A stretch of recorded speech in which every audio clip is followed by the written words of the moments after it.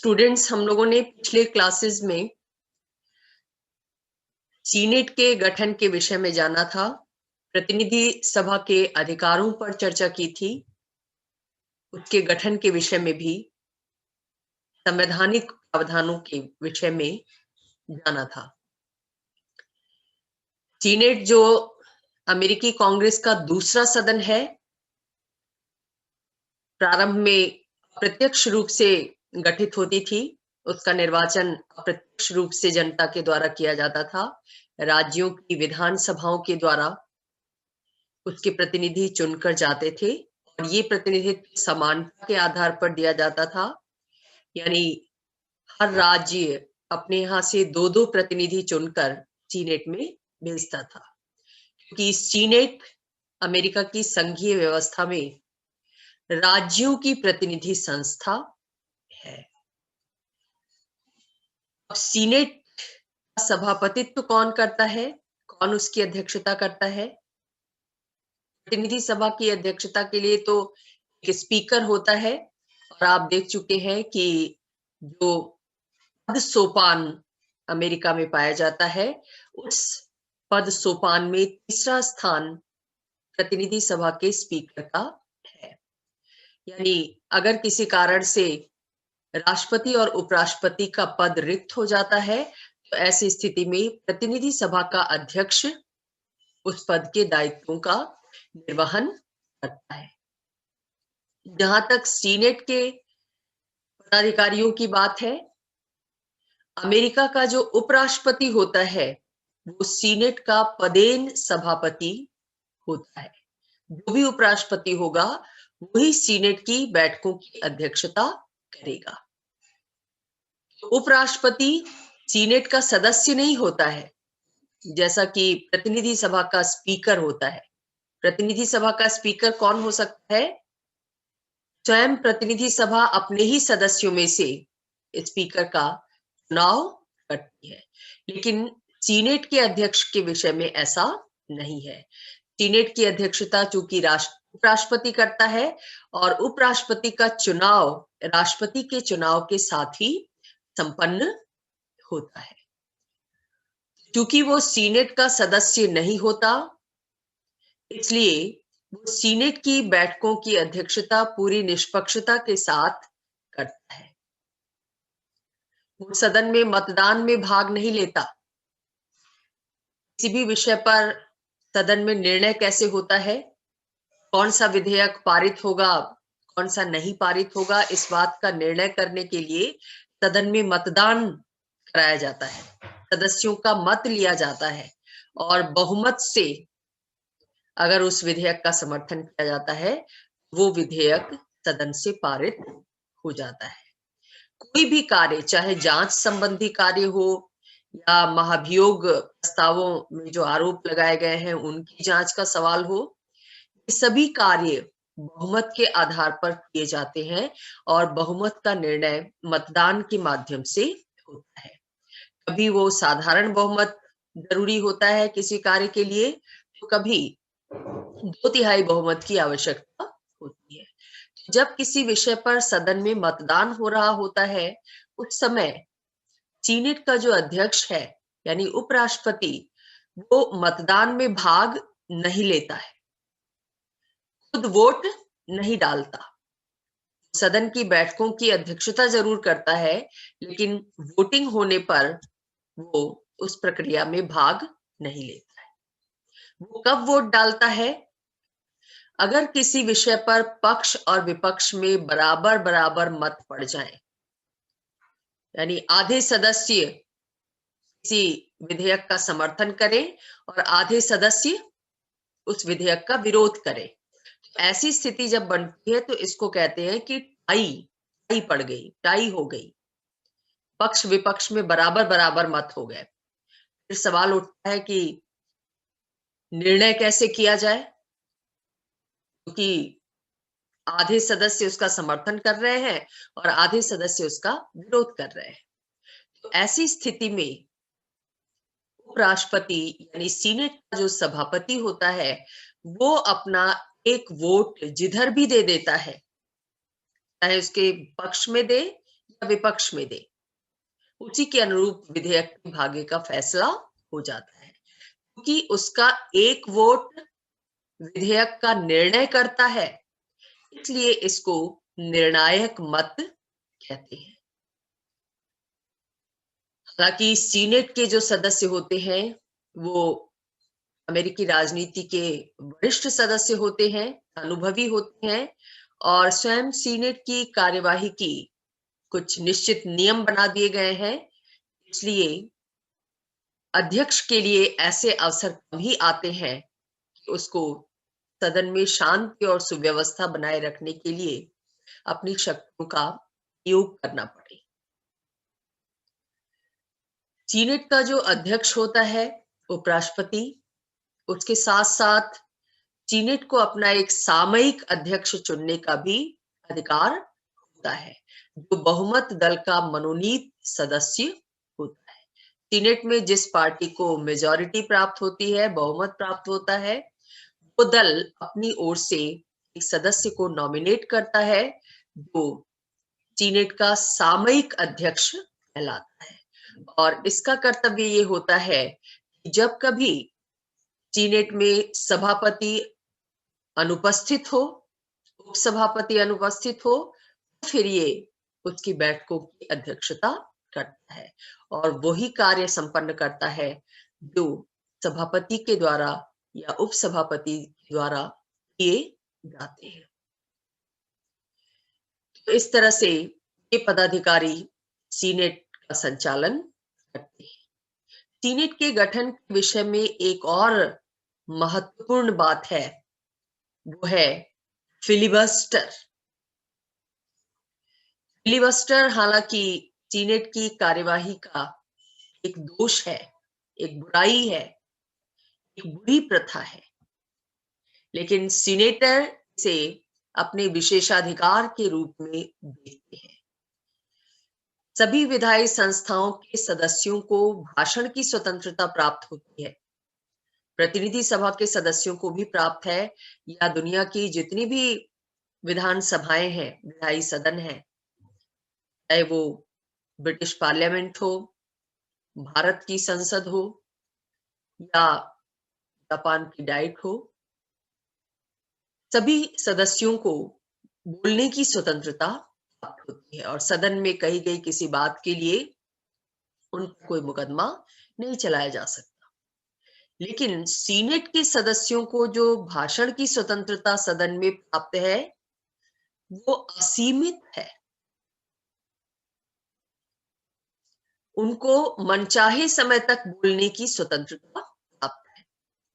कोई सीनेटर अगर किसी विषय पर जितने भी लंबे समय तक बोलना चाहता है, उसे बोलने की छूट है। सभापति या कोई अन्य पदाधिकारी उसे रोक नहीं सकता। प्रतिबंध क्या है?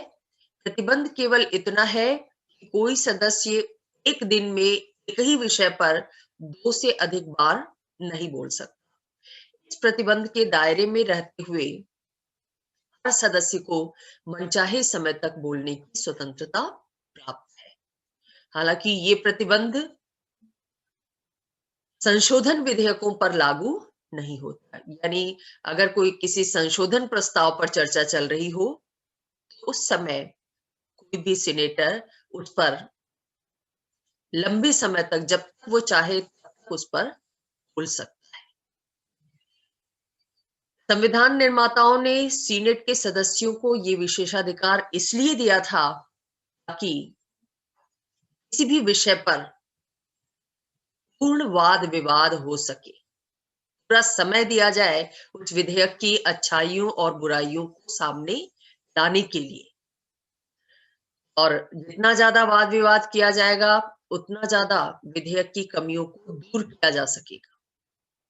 ये पर्पस था संविधान निर्माताओं का सीनेटर्स को भाषण की स्वतंत्रता, असीमित स्वतंत्रता देने के पीछे। लेकिन बाद में ऐसा देखा गया कि सीनेटर इसका दुरुपयोग करने लगे। वो अपने इस अधिकार का प्रयोग इस दृष्टि से करने लगे, इस अधिकार के माध्यम से वो सरकारी कामकाज को रोक सकेंगे। सामान्यतया कांग्रेस अपने सेशन में अपने एजेंडा के तहत जिन विधेयकों को पारित कराना चाह रही है, उन विधेयकों को वो पारित नहीं करा पा रही थी, क्योंकि सीनेटर अपने विशेषाधिकार का प्रयोग करते हुए लंबा लंबा भाषण दे रहे थे, और भाषण इतना लंबा होता था कि कांग्रेस का सेशन समाप्त हो जाता था, और जो लक्ष्य उस सेशन के लिए उसने निर्धारित किया था, वो लक्ष्य पूरा नहीं हो पाता था। उसके एजेंडे में शामिल सभी विधेयक पारित नहीं हो पाते थे। एक तरह से उसके कामकाज को रोकने का प्रयास सीनेटर के द्वारा किया जाने लगा। जो विपक्ष के सीनेटर थे, उनके द्वारा इसको एक हथकंडे के रूप में, एक अस्त्र के रूप में, एक साधन के रूप में इस्तेमाल किया जाने लगा। लंबा लंबा भाषण देकर विधेयकों को पास होने से रोका जाने लगा। स्थिति यहां तक बन गई कि सीनेटर अपने भाषण में उन बातों को शामिल करने लगे जिनका संबंधित विषय से कोई भी संबंध नहीं था। किसी विधेयक पर जब चर्चा चल रही होती है, तो अमूमन ये आशा की जाती है कि उस विधेयक के संबंध में ही विचार विमर्श केंद्रित होगा। लेकिन सीनेटर क्या करने लगे, उस विषय से हटकर बोलने लगे, क्योंकि विषय पर जितना बोलना था उतना वो बोल चुके होते थे। लेकिन चूंकि टाइम पास करना था, विधेयक को रोकना था, वो विषय से अलग हटकर भी बोलने लगे, अपनी स्वतंत्रता की दुहाई देते हुए। और कई बार कई लोगों ने तो बाइबिल ही उठाकर पढ़नी शुरू कर दी, जिसका विधेयक से कोई संबंध नहीं था। इस तरह से सदन की कार्यवाही में रुकावट डालने की दृष्टि से अनावश्यक रूप से किए जा रहे वाद विवाद को फिलिबस्टर कहते हैं, जो सीनेटर्स का विशेषाधिकार है और जिसका दुरुपयोग करते हुए उन्हें कई बार देखा गया है। खासतौर से 1970 से लेकर 1937 तक में ये बुराई बहुत भीषण रूप में सामने आई। 1937 में ये देखा गया कि दक्षिण के 20 सीनेटरों ने मिलकर एंटी लिंचिंग विधेयक के विरुद्ध फिलिबस्टर का प्रयोग किया, और 1.5 महीने तक सीनेट कोई कार्य नहीं कर सकी। ये एंटी लिंचिंग विधेयक क्या था?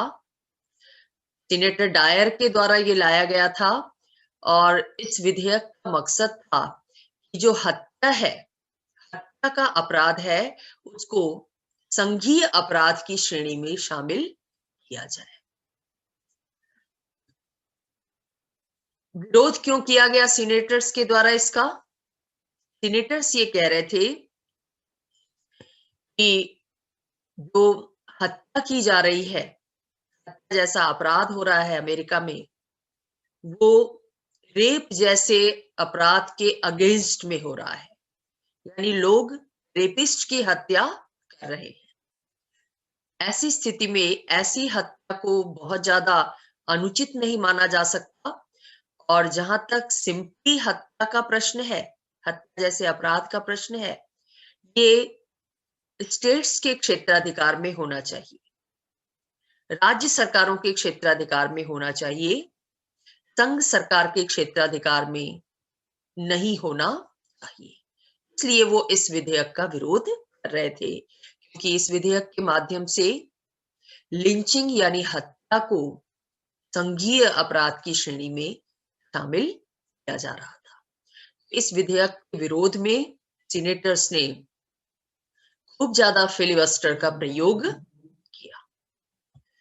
बुराई इतनी ज्यादा बढ़ गई कि इसको रोकने के लिए 1917 में एक समापन नियम बनाया गया, क्लोजर मोशन पास किया गया, जिसके तहत, जिसको 1949 में संशोधित भी किया गया, और ये तय किया गया कि यदि सीनेटर्स की कुल संख्या के 2/3 सदस्य वाद विवाद बंद करने के लिए प्रस्ताव पारित कर दें, तो वाद विवाद समाप्त करना पड़ेगा। लेकिन 2/3 बहुमत की प्राप्ति बहुत मुश्किल होती है, आसानी से नहीं मिलता, इसलिए बाद में भी फिलिबस्टर की प्रवृत्ति अपनाई जाती रही। 1953 में सीनेटर मॉरिस ने 22 घंटे 6 मिनट तक भाषण देकर इसी प्रवृत्ति को अपनाया। तो सब मिलाकर फिलिबस्टर सीनेट की एक बुराई है। उसके सदस्यों को जो विशेषाधिकार प्राप्त है सदन में सीमित समय तक भाषण देने का, उस विशेषाधिकार का दुरुपयोग किया गया है ज्यादातर सीनेटर्स के द्वारा। इस तरह से सीनेट का गठन पूरा होता है। अब हम देखेंगे कि सीनेट की शक्तियां क्या है, वो कौन से कार्य करती है। क्योंकि सीनेट एक विधायी संस्था है, अमेरिकी कांग्रेस का दूसरा सदन है, राज्यों की प्रतिनिधि संस्था है, इसलिए इन क्षेत्रों में तो उसकी स्थिति महत्वपूर्ण है ही, लेकिन सीनेट का विशेष महत्व इसलिए है क्योंकि अमेरिका की राजनीतिक व्यवस्था में संविधान निर्माताओं ने इसे एक नियंत्रण और संतुलन स्थापित करने वाली संस्था के रूप में स्थापित किया है। पॉटर जैसे विचारक ने लिखा भी, मूलतः सीनेट को इस दृष्टि से बनाया गया था संविधान निर्माताओं के द्वारा कि इससे छोटे राज्यों के हितों की रक्षा के लिए परामर्श लिया जा सके। ये एक परामर्श समिति के रूप में कार्य कर सके जिससे बड़े राज्यों के द्वारा छोटे राज्यों के हितों पर कुठाराघात न किया जा सके, और इसीलिए सीनेट में समानता के आधार पर सभी राज्यों को प्रतिनिधित्व दिया गया। कोई राज्य छोटा हो या बड़ा, सभी को 2 ही प्रतिनिधि सीनेट में चुनकर भेजने का अधिकार है। एक तो ये दायित्व उसे सौंपा गया, वो छोटे राज्यों के हितों की रक्षा कर सकेगी, और दूसरा जो दायित्व संविधान निर्माताओं ने उसे सौंपा ये कि जिस सदन का गठन लोकप्रियता के आधार पर हो रहा है, यानी प्रतिनिधि सभा, प्रतिनिधि सदन, उसके द्वारा जल्दबाजी में कोई निर्णय न लिया जा सके, क्योंकि जल्दबाजी में बनाया गया कानून देश के हितों को नुकसान पहुंचा जा सकता है। इसलिए उस पर अंकुश बनाए रखने के लिए, उसके गलत कार्यों को संशोधित करने के लिए, उस पर पुनर्विचार के लिए संविधान निर्माताओं ने सीनेट जैसे दूसरे सदन की स्थापना की। साथ ही अमेरिका की अध्यक्षात्मक व्यवस्था में कार्यपालिका यानी राष्ट्रपति भी परिस्थितियों का लाभ उठाकर निरंकुश न बन जाए, इसलिए उसको नियंत्रित करने का कार्य भी सीनेट को सौंपा गया। सीनेट इस दृष्टि से अमेरिका की राजनीतिक व्यवस्था में केंद्रीय स्थान रखती है। वो केवल कांग्रेस का एक दूसरा सामान्य सदन नहीं है, जैसा कि अन्य देशों में हम देखते हैं दूसरे सदन को पहले सदन के मुकाबले बहुत कम अधिकार दिए गए हैं। अमेरिका में स्थिति उल्टी है।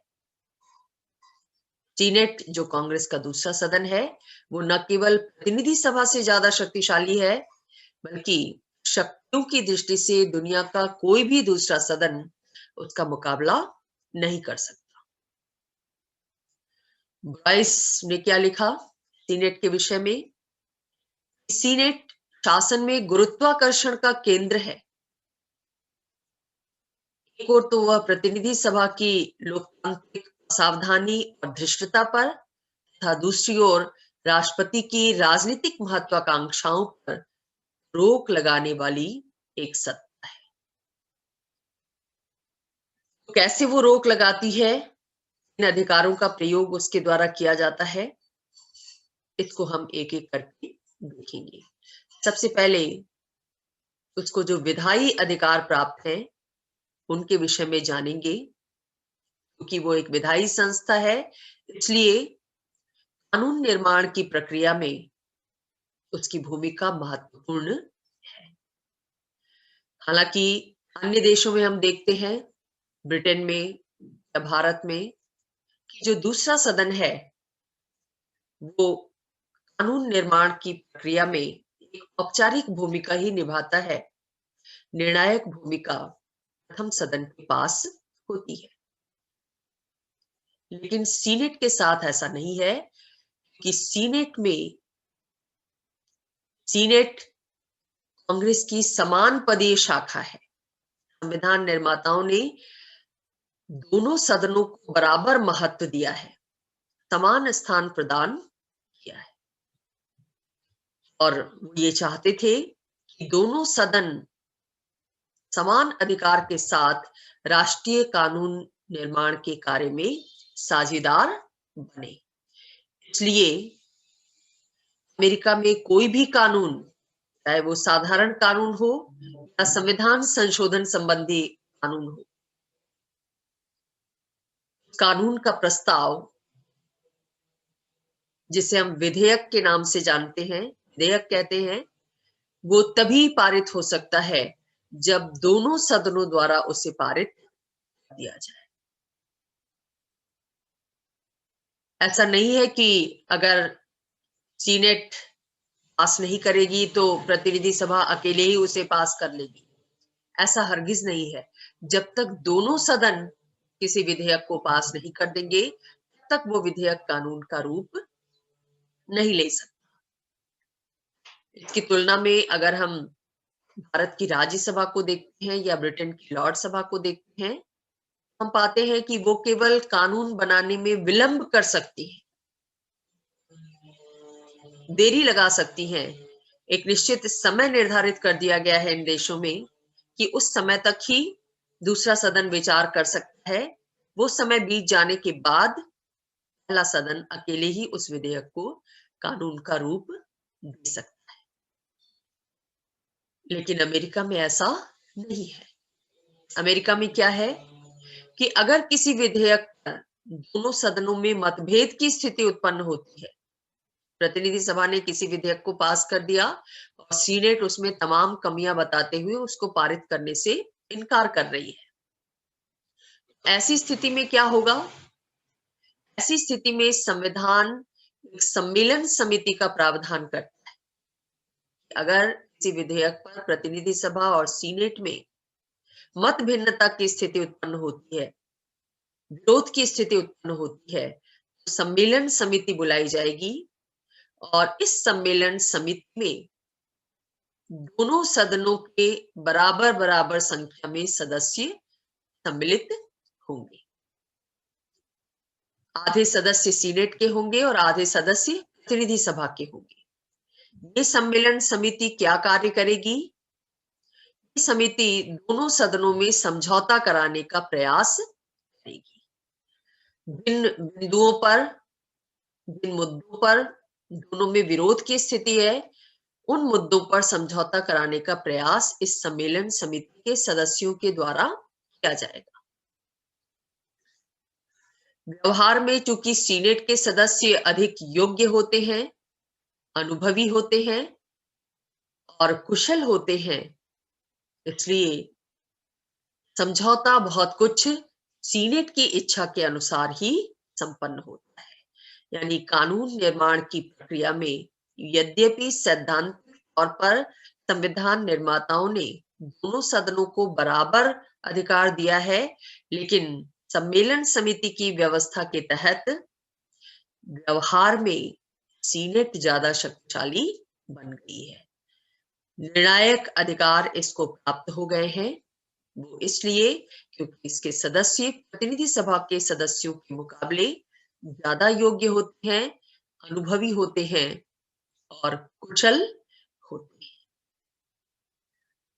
अमेरिका में कहते हैं कि अगर कोई व्यक्ति राजनीति में आगे बढ़ना चाहता है वो सीनेट का सदस्य बनना चाहता है, ना कि प्रतिनिधि सभा का। इस दृष्टि से सीनेट कानून निर्माण के क्षेत्र में निर्णायक हो गई है और प्रतिनिधि सभा के अधिकार पीछे टूट गए हैं। जहां तक वित्तीय अधिकारों की बात है,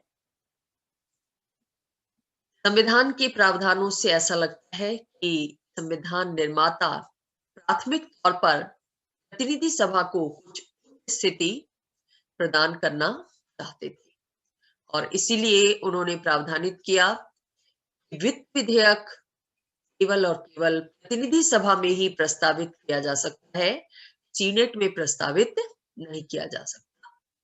और ये स्थिति दुनिया के अन्य देशों के समान ही है, क्योंकि भारत और ब्रिटेन में भी हम देखते हैं कि जो प्रथम सदन है उसी को वित्त विधेयक प्रस्तावित करने का अधिकार प्राप्त है।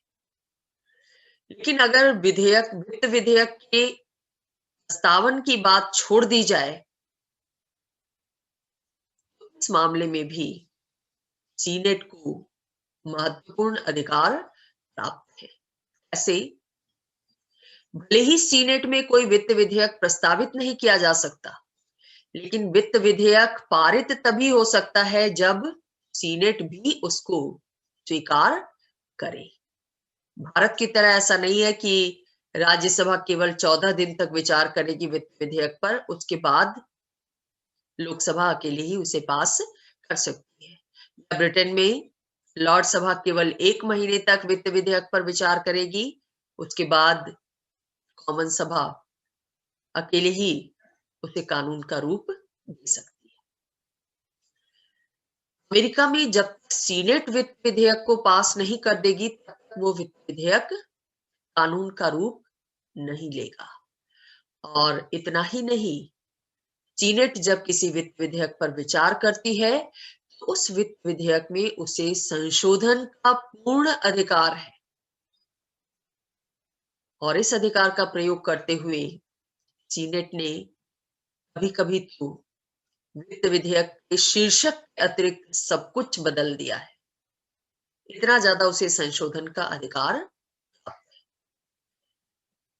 हम देखते हैं कि वित्त के क्षेत्र में सीनेट की स्थिति सैद्धांतिक दृष्टि से ही गौड़ है, व्यवहार में नहीं।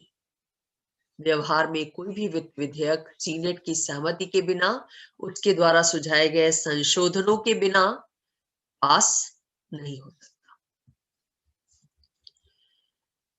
तीसरा जो महत्वपूर्ण अधिकार सीनेट का है वो है कार्यपालिका संबंधी अधिकार, और इस अधिकार के माध्यम से वो राष्ट्रीय कार्यपालिका को यानी राष्ट्रपति को नियंत्रित करने का कार्य करती है। अमेरिका की अवरोध और संतुलन की जो व्यवस्था है, शक्ति पृथक्करण के साथ साथ उस अवरोध और संतुलन की व्यवस्था के अंतर्गत ही सीनेट को ये महत्वपूर्ण अधिकार प्रदान किए गए हैं। ये अधिकार प्रतिनिधि सभा को प्राप्त नहीं है। ये बात बहुत ज्यादा महत्वपूर्ण है।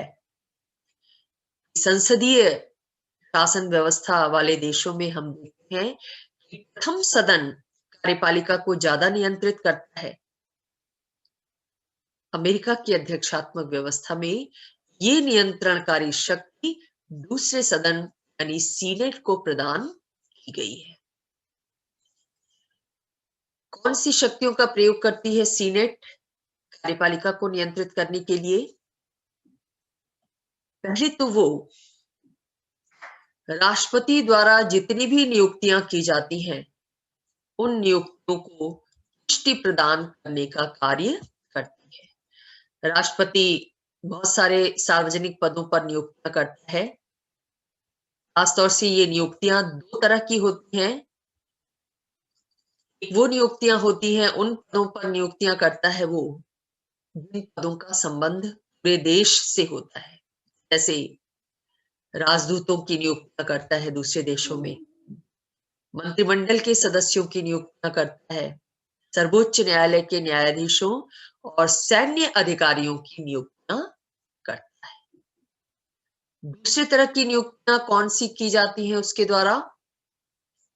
वो संघीय अधिकारियों की नियुक्तियां भी करता है जो किसी राज्य में नियुक्त किए जाते हैं।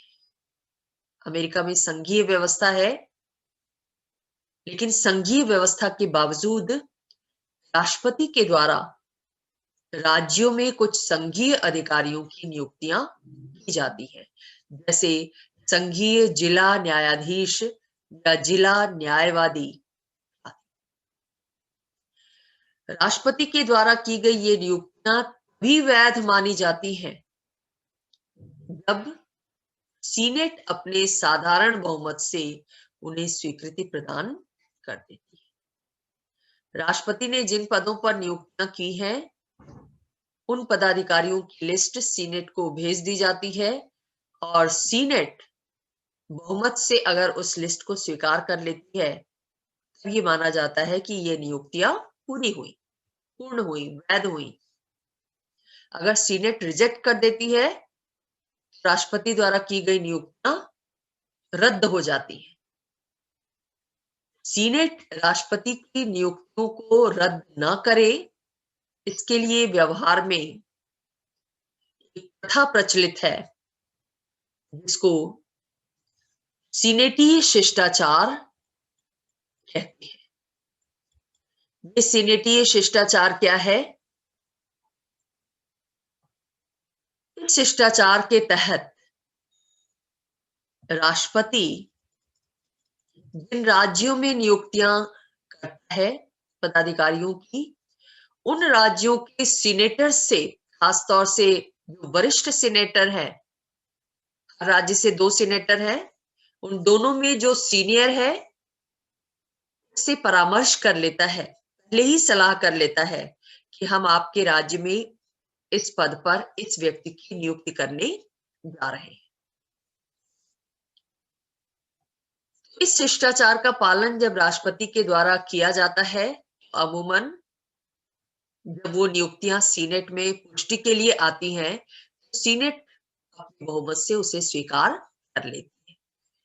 जब कभी भी राष्ट्रपति ने इस कर्टसी का पालन नहीं किया, सीनेटीय शिष्टाचार का पालन नहीं किया, सीनेटर से परामर्श किए बिना उस राज्य में नियुक्तियां कर दी, सीनेट ने उन नियुक्तियों को खारिज कर दिया। इसलिए राष्ट्रपति अमूमन इस शिष्टाचार का पालन करता है, सीनेटर से पहले ही परामर्श कर लेता है। दूसरे, राष्ट्रपति बहुत से देशों के साथ संधियां भी करता है। वैदेशिक संबंधों के संचालन के लिए अमेरिका विभिन्न देशों के साथ संधियां करता है और इन संधियों पर हस्ताक्षर राष्ट्रपति के द्वारा किए जाते हैं।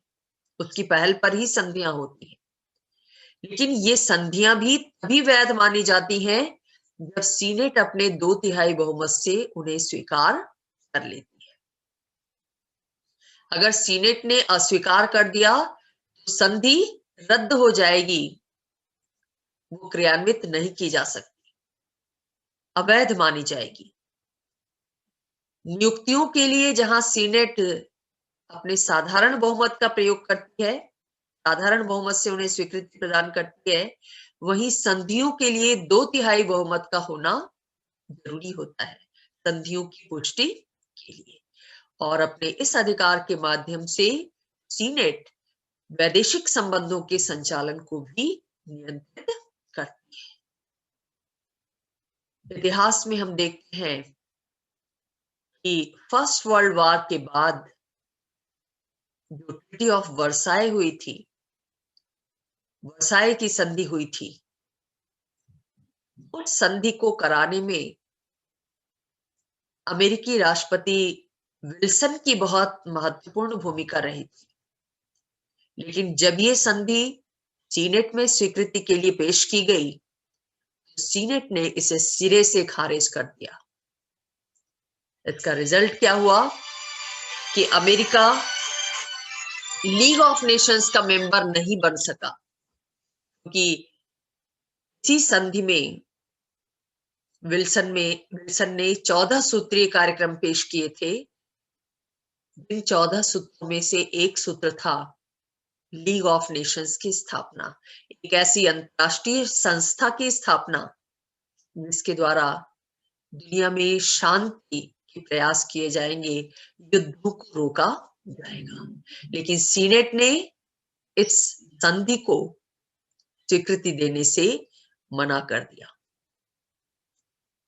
और इसके पीछे सीनेट का तर्क ये था कि अमेरिका की जो विदेश नीति थी वो उस समय अलगाव के सिद्धांत पर चल रही थी, जिसका मतलब था कि अमेरिका उलझाव पैदा करने वाली संधियां किसी देश के साथ नहीं करेगा, ऐसी संधियों में भागीदार नहीं बनेगा जिससे अमेरिका विश्व के मामलों में उलझता चला जाए, उसका इन्वॉल्वमेंट बढ़े, उसका हस्तक्षेप बढ़े।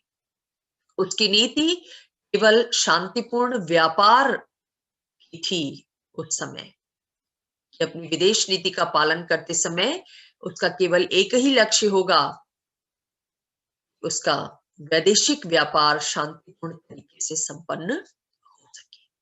इसलिए इस तर्क के आधार पर सीनेट ने ट्रीटी ऑफ वर्साय को इनकार कर दिया था, स्वीकृति देने से मना कर दिया था। तो आप देख रहे हैं कि सीनेट का ये अधिकार कितना महत्वपूर्ण है। वो राष्ट्रपति को भी कंट्रोल करती है, वैदेशिक मामलों पर नियंत्रण स्थापित करती है, केंद्रीय भूमिका बन गई है इस वजह से उसकी। हालांकि राष्ट्रपति के लिए ये छूट है कि वो संधियां ना करके प्रशासनिक समझौते कर ले। इन प्रशासनिक समझौतों के लिए सीनेट की स्वीकृति की जरूरत नहीं है। इसलिए ये कहा जाता है कि प्रशासनिक समझौतों की प्रथा के कारण सीनेट की इस शक्ति का महत्व कम हो गया है। लेकिन वास्तविकता क्या है? वास्तविकता ये है कि प्रशासनिक समझौतों का प्रयोग सीमित रूप में ही किया जा सकता है और इस तरह से, जैसा कि लास्की का कहना है कि अंतरराष्ट्रीय मामलों में प्रभाव रखने की दृष्टि से विश्व का कोई भी विधायी सदन सीनेट का मुकाबला नहीं कर सकता। तीसरी जो महत्वपूर्ण कार्यकारी शक्ति सीनेट को प्राप्त है वो है युद्ध की घोषणा करने का अधिकार। आमतौर पर युद्ध की घोषणा विभिन्न देशों में कार्यपालिका के द्वारा की जाती है, लेकिन अमेरिका में युद्ध की घोषणा कांग्रेस के द्वारा की जाती है।